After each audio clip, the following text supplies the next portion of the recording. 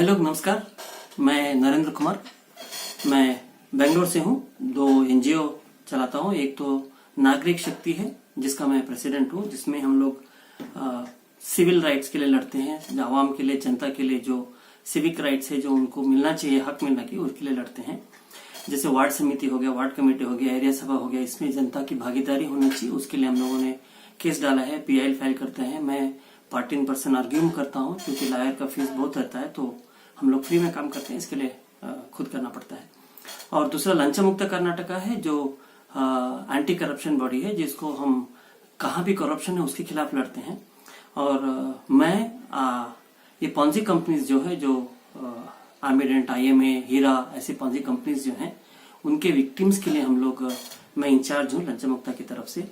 तो हमने PIL file किया है, करीबन 9 कंपनी के खिलाफ फाइल किया था, जो एम्बिडेंट, अजमेरा, इंजाज, बुरा, काला, मुजारिबा, मॉर्गनल, नाफिया, ऐसे कंपनीज के लिए, IMA सबको मिला के 9 कंपनीज के लिए फाइल किया था। फिर बहुत सारे विक्टिम्स हमारे पास आए तो 10 कंपनी और हमने ऐड किया। तो जज साहब ने, जो हमारा PIL है वो चीफ जस्टिस के सामने बेंगलोर हाई कोर्ट में आता है, उन्होंने अमेंडमेंट के लिए ऑर्डर दिया था, तो हमने 10 कंपनी और मिलाई थी, उसमें हीरा भी एक कंपनी है।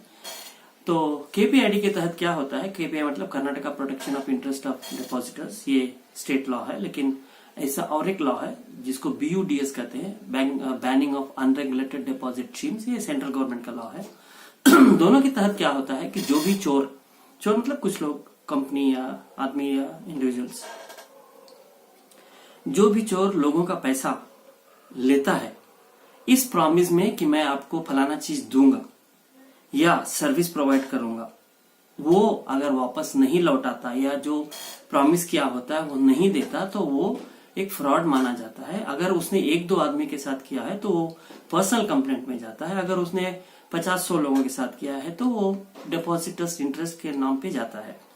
दोनों PID और BUDS, जो स्टेट एक्ट है और जो सेंट्रल एक्ट है, दोनों एक्ट में हर बार बार बताया जाता है कि आप कुछ भी करो, कैसे भी, किसी भी तरह से, कोई भी इंडिविजुअल, ये वो। BUDS एक्ट में तो यहां तक किया है कि द कोऑपरेटिव सोसाइटी भी अगर है और उसने फंड्स, लोगों का पैसा लिया है, उसको इधर उधर किया है, तो उसके खिलाफ भी कार्रवाई की जा सकती है ना। कार्रवाई में क्या होता है, जैसे IMA में हो रहा है, एम्बिडेंट में हुआ है, और कनवा में होगा। कनवा एक ऐसी कंपनी है जिसमें होगा। उसमें क्या होता है कि आप जो कंपनी रहती है उसके खिलाफ कार्रवाई होती है, उसकी सारी प्रॉपर्टीज जब्त होती है, जो उसके मेन डायरेक्टर्स रहते हैं, मैनेजर्स रहते हैं, ब्रांच मैनेजर, जो भी मतलब सीनियर इंचार्ज लोग रहते हैं कंपनी चलाने में। जैसे ब्रांच मैनेजर हो गया, अगर एक कंपनी जैसे कनवा की मल्टीपल ब्रांचेस थी या IMA की मल्टीपल ब्रांचेस थी, तो वो ब्रांच और मैनेजर जो था वो जो चलाने में, और कुछ एजेंट्स होते हैं जो लोगों को बहला फुसला करके उनसे पेमेंट लेते हैं, डोनेशंस लेते हैं, डिपॉजिट्स लेते हैं, किसी भी तरह का इन्वेस्टमेंट कराते हैं, उन सब के खिलाफ कार्रवाई करके, उन सब की प्रॉपर्टीज जब्त करके एक कॉम्पिटेंट अथॉरिटी को नियुक्त करती है सरकार, रेवेन्यू डिपार्टमेंट करती है। वो जो सिटी का DC रहता है, जैसे बेंगलोर के DC DM है, उनका काम है ये करना। तो वो इस कंपनी का और बाकी प्रॉपर्टीज का सबका हिसाब किताब उनके पास रहता है, कॉम्पिटेंट अथॉरिटी के पास रहता है। DC शुरू करता है, लेकिन बाद में गवर्नमेंट उसको एक कॉम्पिटेंट अथॉरिटी को देती है, जो वो सारे जो प्रॉपर्टीज जब्त हुए हैं, मूवेबल, इनमूवेबल, मतलब कार होता है, कैश होता है, बैंक फ्रीज, बैंक में जो पैसा होता है, जहाँ किसी भी तरह का प्रॉपर्टीज हो, मूवेबल, इमूवेबल, लोकल, अब्रॉड, कहीं भी, हमारे स्टेट में, दूसरे स्टेट में, ये बात ध्यान से रखिए, हमारे स्टेट में, दूसरे स्टेट में, किसी भी स्टेट में, कहीं भी उस कंपनी की जो भी प्रॉपर्टीज है उसको जब्त करना, उसको कोर्ट में मुकदमा चलाना, अगर वो प्रॉपर्टी का कोई दूसरा हकदार है उसकी सुनवाई सुनना, सुन करके 1 साल के अंदर KPID एक्ट के तहत, 6 महीने के अंदर BUDS एक्ट के तहत फैसला करना है। स्पेशल कोर्ट नियुक्त होता है उसमें।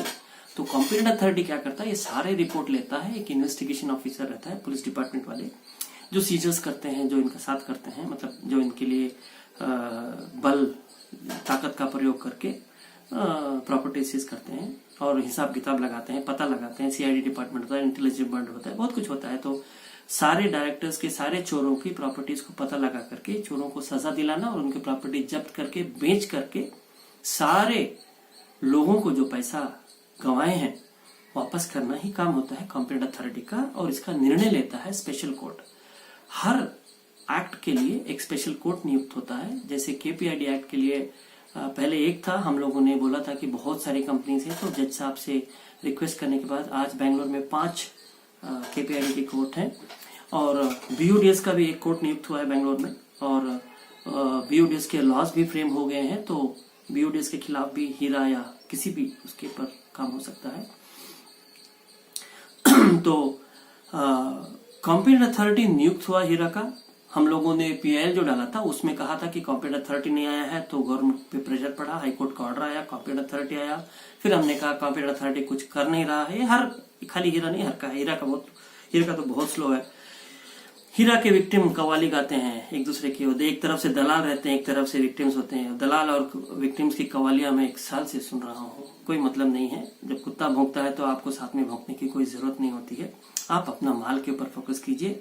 और एक बात है कि मैं 2 साल से काम कर रहा हूँ, अभी तक किसी भी कंपनी को पैसा नहीं मिला, लेकिन 15-20 साल का केस जो चलता है, 1-2 साल अगर कोरोना नहीं होता तो इंशाल्लाह 2-3 कंपनी को पैसा जरूर मिल जाता, और 20 साल के बदले 2 साल या 3 साल में पैसा मिलने का उम्मीद रहता है।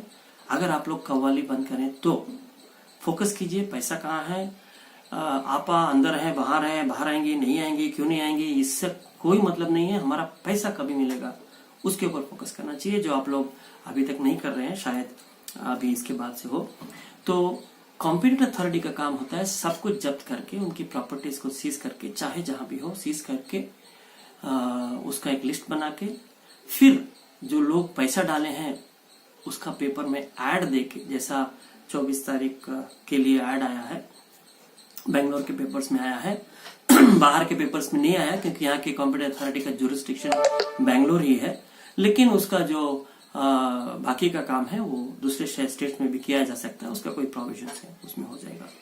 तो ये काम है, अभी तक यहाँ तक पहुंचा है। तो कॉम्पिटेंट अथॉरिटी का काम होता है कि आपको अपना क्लेम सबमिट करने का मौका मिलता है। तो सब लोगों से गुजारिश है कि चाहे यहाँ महाराष्ट्र में हो, आंध्रा, तेलंगाना, तमिलनाडु, केरला, कहीं भी, दुबई, ऑस्ट्रेलिया, कहीं भी हो, क्लेम फॉर्म जरूर सबमिट करना।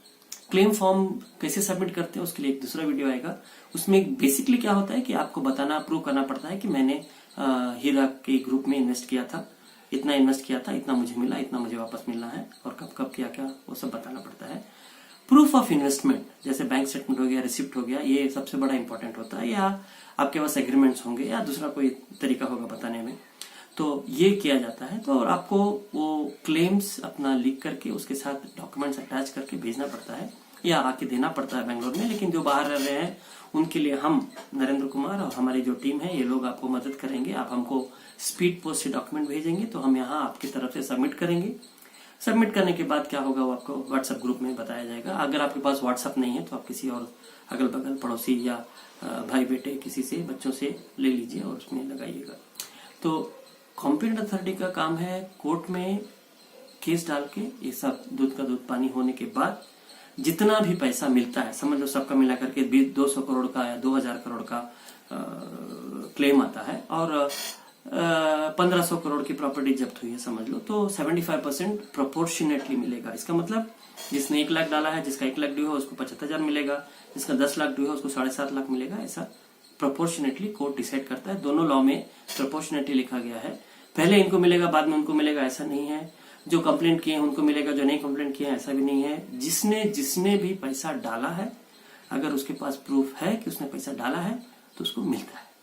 तो ये है, लेकिन ऐसा ये नहीं हो गया कि आपने क्लेम फॉर्म भर दिया उसके बाद भूल जाइए, उसके बाद फॉलो अप करना पड़ता है, इनकी प्रॉपर्टीज ढूंढना पड़ता है। और कई बार प्रॉपर्टीज तो चोर लोगों से हाथ से जाके बड़े चोरों के पास जाता है, जो तहकीकात करने वाले पुलिस वाले होते हैं, ऑफिशियल्स होते हैं, गवर्नमेंट के ऑफिशियल्स होते हैं, रेवेन्यू डिपार्टमेंट के ऑफिशियल्स होते हैं, और बहुत सारे, पता है आपको मशीनरी क्या है, तो उनके मुंह से निकालना पड़ता है और पता लगाना पड़ता है उनके नाम पे, उनके किसी बीवी बच्चों के नाम पे तो हमारी प्रॉपर्टीज नहीं चली गई, वो सब ढूंढना काम है। और ये अगर आप समझते हैं कि ये खाली गवर्नमेंट वाले करेंगे, हमको ला के देंगे, हम घर में बिरयानी खाते रहेंगे, ऐसा नहीं होता। आपका बच्चा गुम गया तो आपको भी ढूंढना है। पुलिस कंप्लेन कर दिया, घर में बैठे बच्चा आ जाएगा, ऐसा नहीं होता है। आपको ढूंढना पड़ेगा, मौसी घर, चाचा के घर, दादा के घर, किसी ने खाला के घर कहीं गया होगा, पता लगाइए, फोन कीजिए, जहां जहां अड्डे पे, दोस्तों के यहाँ, कहीं ना कहीं होगा, आपको ढूंढना है। प्रॉपर्टी आपकी गई है, पैसा आपका ढूंढा है, आपको ढूंढना है। तो क्लेम फॉर्म के बाद फॉलोअप भी होता है। हम लोग फॉलो करते हैं, गवर्नमेंट ऑफिस में जाते हैं, 1-2 आदमी जाते हैं तो बात नहीं मानते हैं, तो 100-200 आदमी जाते हैं तो लोग हमारी बात करते हैं। कोर्ट भी वही करता है जिसको उनके सामने दलीलें पेश की जाती है। कई बार चोरों के जो साथी होते हैं, पुलिस वाले, लॉयर, ये वो गलत दलीलें पेश करते हैं। हीरा से बड़ा एग्जाम्पल क्या हो सकता है, जो अभी सुप्रीम कोर्ट में है, पता नहीं क्या होगा। ऐसा इस डायरेक्शन नहीं होता है। यहाँ की जो बेंगलोर में बाकी के कौन सी कंपनी से सबका करीब करीब यही हो जाने का तय है। खाली हीरा का सुप्रीम कोर्ट तक पहुंचा है, और ऐसा कोई जरूरी नहीं है कि दूसरे स्टेट में इसके लिए हुआ है, ऐसा नहीं है। हर स्टेट में कानून है और हर कानून को एक दूसरे स्टेट से कोऑपरेट करने की ऑप्शन दिया जाता है, तो उसके तहत होना चाहिए।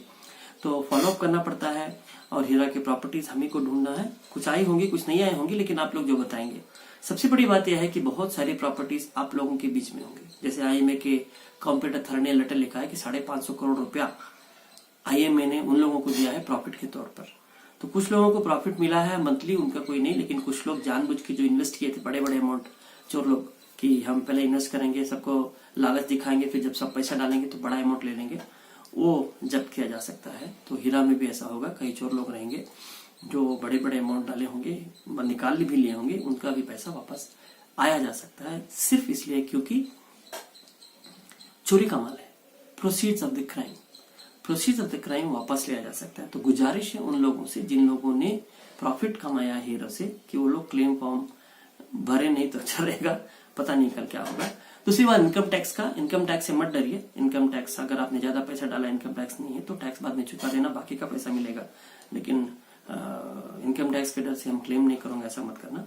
और बाकी हम एक दूसरे को बताएंगे। लेकिन एक बात और है कि हम बेंगलोर में बैठे हैं, आप लोग मुंबई में हैं, कलकत्ता में हैं, मद्रास में हैं, हैदराबाद में होंगे, पुणे में होंगे।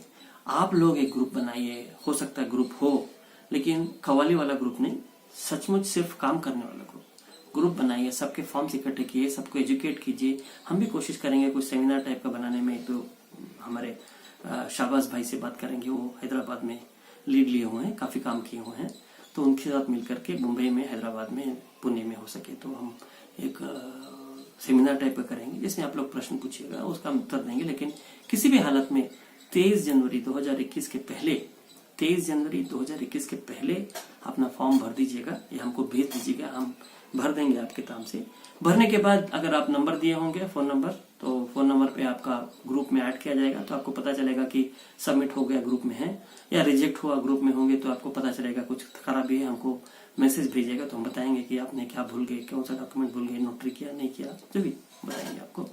लेकिन किसी भी हालत में 21 के पहले आप फॉर्म भर दीजिए, जिससे हम आपका काम कर सकें। और वॉलंटियरिंग करेंगे, और हम लोग जो भी आपके लिए करते हैं फ्री ऑफ कॉस्ट करते हैं, कोई चार्ज नहीं करते, लेकिन डोनेशन तो जरूर लेंगे। आप अगर पैसा देना चाहेंगे तो जरूर लेंगे। वो फॉर्म कहाँ भेजना है, डोनेशन कैसे देना है, हम आपको बाद में बताएंगे। वॉलंटियर कैसे करना है वो भी हम लोग डिसाइड करेंगे। सबसे पहले आप हमको मेरे नंबर्स पे मैसेज भेजिए, व्हाट्सएप कीजिए, जिससे मैं आपको ग्रुप में शामिल कर सकूं। ग्रुप में शामिल होगा तो वहाँ बाकी की छोटी छोटी बातें सब डिसाइड की जाएंगी। तो शुक्रिया भाई लोग। मैं जानता हूँ आप लोग बहुत बड़ी बड़े वीडियोस देखते सुनते हैं, लेकिन फिर भी मेरा वीडियो थोड़ा लंबा हो गया, तो बुरा मत मानना। इतना सब कुछ बताना था। मेरा 2 ही काम है। एक नॉर्मल काम है, वो है आपको पैसा दिलाना, लेकिन सबसे बड़ा काम है आपको पैसा आने तक सुकून दिलाना। ये जो कव्वालियां होती है, इसको बंद कीजिए। आप उन पे गाली देंगे, उनको गाली देंगे, कुछ फायदा नहीं। काम कीजिए, क्लेम फॉर्म सबमिट कीजिए, प्रॉपर्टीज ढूंढिए, केस लड़ेंगे। सुप्रीम कोर्ट क्या कहीं भी जाएगा, जो सही रहेगा, जैसे सही दलील पेश की जाएगी वही होगा। और हम लोग अभी तक बेंगलोर में 2 साल से सो फार हम लोग अभी रास्ता नहीं भटके हैं, और हो सके तो आप लोग भी रास्ता सही चुना हुआ है। क्लेम फॉर्म आ गया है, उसमें शामिल होइए, बाद में जो होगा वो देखते हैं। शुक्रिया भाई लोग, नमस्कार।